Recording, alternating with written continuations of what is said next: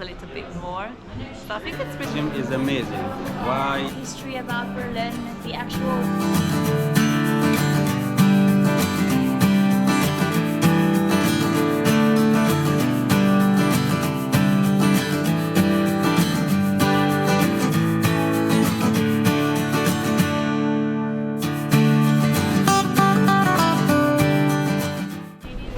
Hi everyone, welcome back to Bobby Shows. We are at the DDR Museum in the Berlin with Dr. Zunay and Dr. Benedetta and Dr.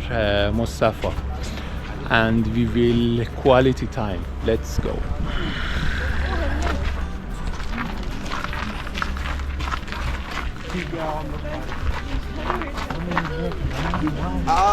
The Italian. Usually we have over 500,000 visitors per year, so we are quite busy museum. And we have here in the entrance a small exhibition with we call it a view in our collection. Our collection is in Marzahn, what is not in the outskirts, but in direction of the East Berlin, around about 10 kilometers from here. We have there a huge collection with over 360,000 objects for the DDR history, what means we collect things from 1945 with the end of the war until 1990. So really on 3rd of October 1990, with all the reunification of Germany, our museum ends in the content, in the exhibition, in the texts, in the photos, and all that stuff. So here you can see the view in the collection with toys. Yeah.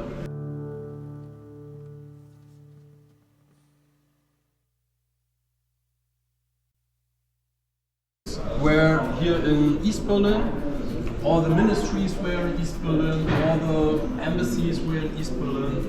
So that has changed after 1990 because Berlin was then capital, became a capital.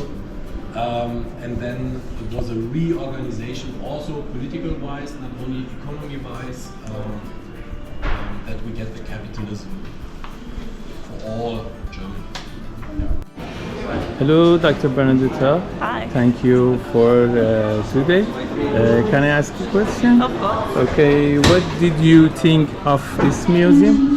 Yeah, I think it's really cool. It's very interactive, and it was nice to have the museum director giving us a tour and explaining us a little bit more. So I think it's pretty cool, hands-on, I like it. Thank you. Dr. Benedetta is leadership and she was my lecturer. Thank you for your time. Thank you for your Bye question. bye. Bye.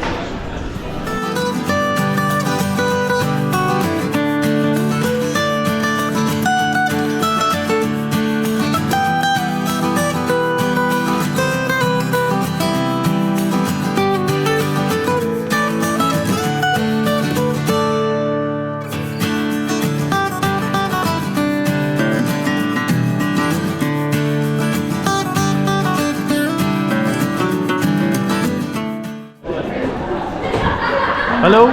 Hello. How are you? I'm good. How are you doing? Good. Yeah. Can I ask a question? No worries, please.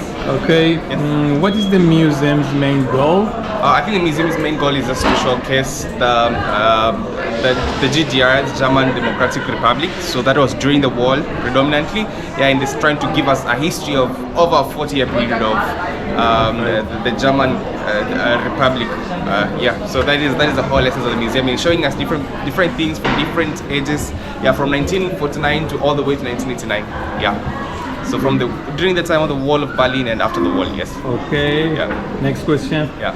What did you of the museum? I think the museum has been really enlightening to me. Yeah, I've learned a lot, more especially the history of Germany in specific, more especially this Berlin, and understanding what was happening during the wall of Berlin and shortly the post-war. Yeah. Thank you. Where are you from? I'm from Kenya. Kenya. Yes. Nice to meet you. Nice to meet you. As Have well. a good day. Have a good day. Bye as well. bye. Thank you. Bye.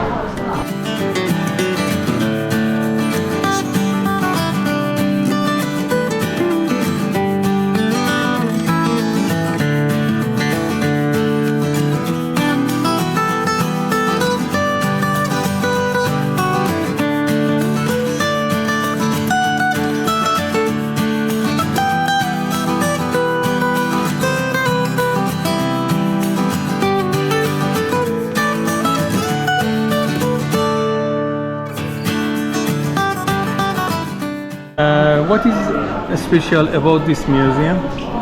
Actually, this museum is amazing. Why? Because it's collect all kind of activities, starting from economy, politics, sport, living, apartment, furniture. Everything is included in this museum. Actually, I had a fun here today, and I recommend anyone to come to this museum and to know all about this period for DDR. Really, it's amazing museum. Thank you for your time. Have a good day. Thank Bye. you. Bye-bye.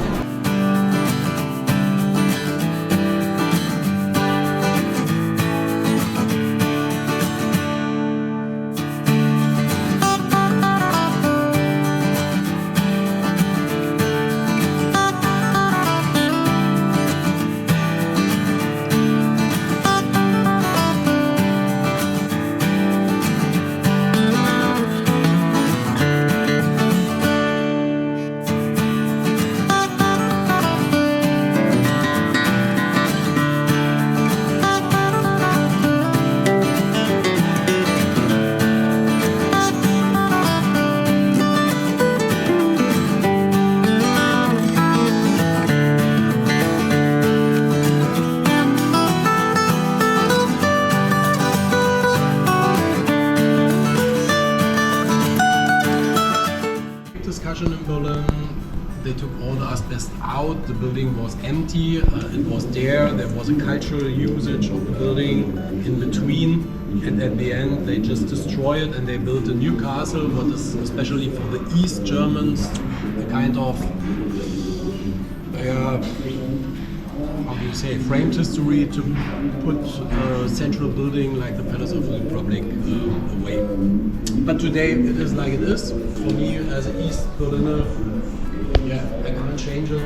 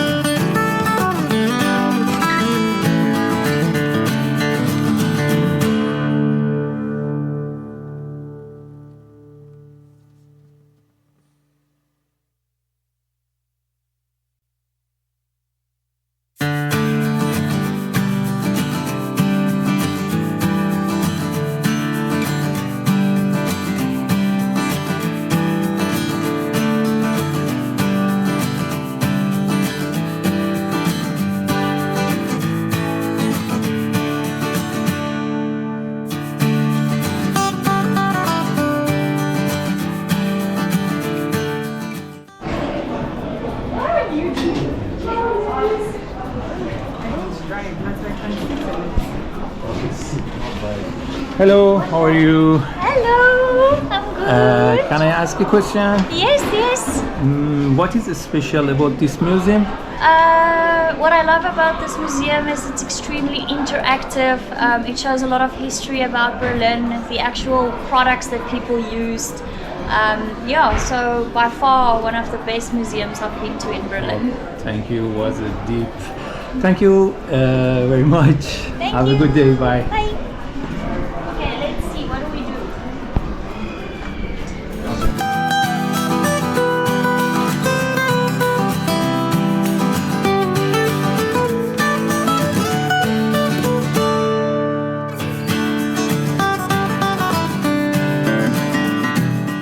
What is the museum's main goal? We inform our visitors about the daily life in the DDR between 1945 and 1990. Thank you for your time. Have a good day.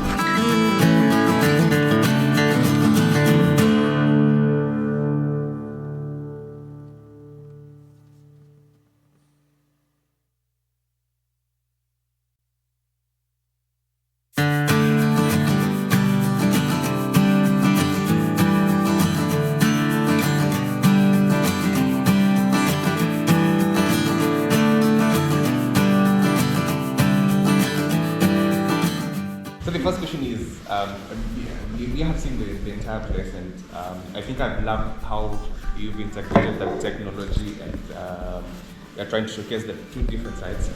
I'm curious, how does it take to run the museum as a director? So we have 28 people. It's not only me.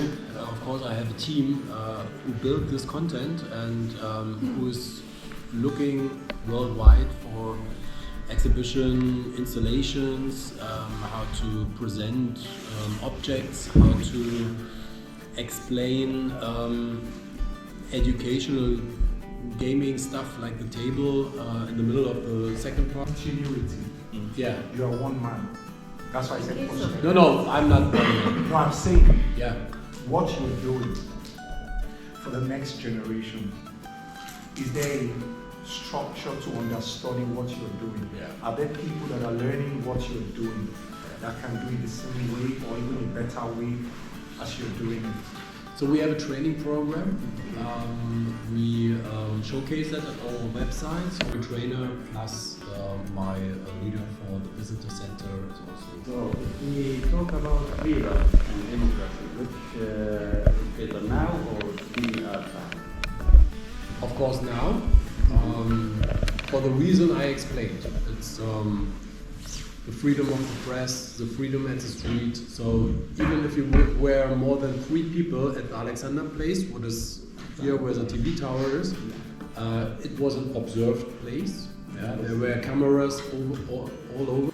So when you were in the hotel industry, how long did it take you to reach the post, the director which you became there, to handling the Europe? Well, I would say all my life, yeah, because the experience you learn every day. I mean, also in my position, I learn every day.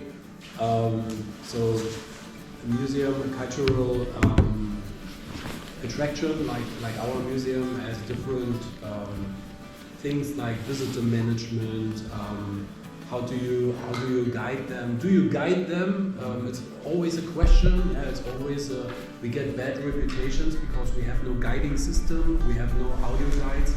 We want that the people use their hands. You need your hands to make all the boxes open. So we don't like it that the people use their phone. So basically, the war was now going.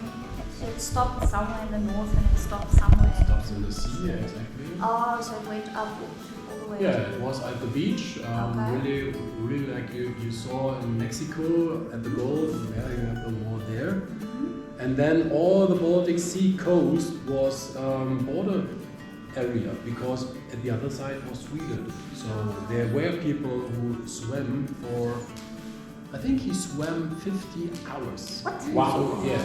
He took drugs with him. He took ibuprofen or any drugs with him, and he was swimming for 50 hours to Sweden, and he get it. So he was there. And then in the south, where did it end? Like, Yeah. into a mountain or something, or was there also border patrol? There was border patrol, there was also green, we call it green borders, so no fence, no wall. Sometimes the river was the border. Villages, small villages, also divided villages, there was a wall, otherwise there was only double fence with observation tower. When you say that it's owned by the state, or is it funded by the state, or? They are nearly owned by the state because also the buildings are state buildings. Sometimes not. Sometimes they are rentals like we are. We don't own this place. We are a rental company for the space. And sometimes they have the big hurdle that they are also responsible for the building, so they have to figure out the budgets with the state to get it from the state, from the country Berlin, or from the district Lichtenberg or hier Mitte. And then tourism. So how has it been so far? Was it easy? Was it overwhelming? How did you manage it? And the last is an advice that you would like to make here to the students sitting here. Yeah, difficult question because I make it somehow, and not in New York. I make it in Berlin. No, to be honest, I mean to make a trainee in the hotel industry was great because in the hotel it was on the Bahnhof Zoo in the west part. In the hotel you make every department, and you learn a hotel from the ground to the management in all the corners. To learn things new in a short way, in a nice way. Also to train the trainer programs was very common in the hotel industry.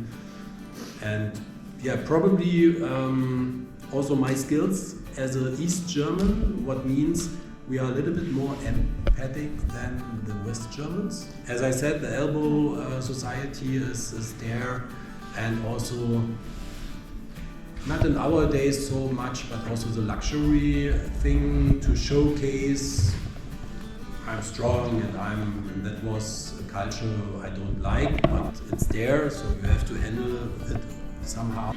Well, for the museum, museum is things that does not exist anymore. I want to know the inspiration behind yours, because in Berlin here we have some. To East Berlin 2004, the first time. About divided city, divided country. We are in several circles where we meet each other. We talk about visitor education, visitor management, queue management, and what I always say. We noticed something. The portraits on the wall, some of them were moving. I don't know if it's for decorative purposes. But is there any meaning to the portraits movements? Yeah, there were eyes blinking. Some eyes were blinking. Yeah, in the middle room. Yeah. So who is it? That's the first question. You don't know. Yeah. Anybody? Well, that's the big communists' idea writers. It's Karl Marx, who wrote the Kapital.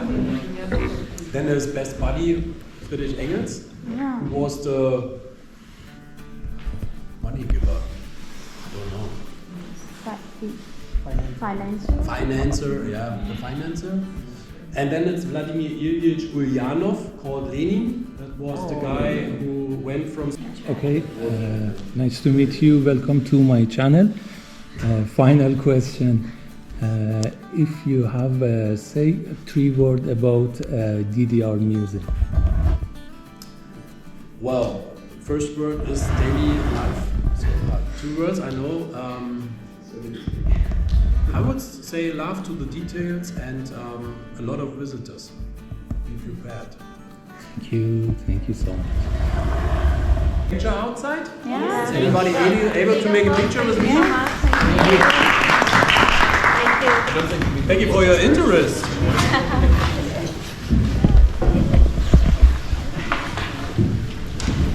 What's the plan now? What are you doing? Bed. Not joking. You want to live?